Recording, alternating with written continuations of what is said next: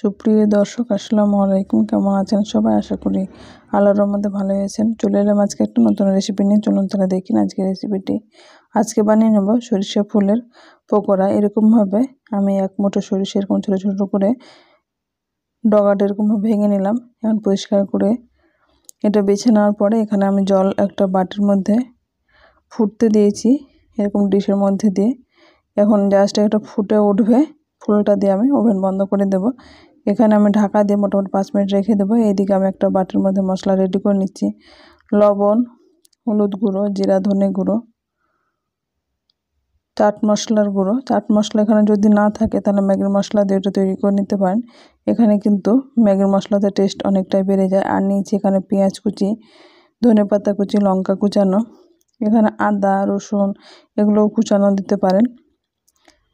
এখন যে ফুলটা আমি জলের মধ্যে ফুটিয়ে নিয়েছিলাম, বলক দিয়ে ওভেন বন্ধ করে দিয়েছিলাম, সেটা ছেঁকে নিয়ে এরকমভাবে আমি দিয়ে দিলাম। এখানে যাতে জল বেশি না থাকে সেটা খেয়াল রাখতে হবে। এরকমভাবে জলটা ঝরিয়ে নিয়ে আমি দিয়ে দিলাম। এখন এখানে দিয়ে দিচ্ছি বেসন। বেসনটা আমি 3 থেকে 4 চামচ মতো দেবো। আর চালের গুঁড়ো 3 থেকে 4 চামচ দিয়ে এখানে যতটা প্রয়োজন হবে, এখন বেসন যতটা প্রয়োজন হবে আমি ততটাই দেব।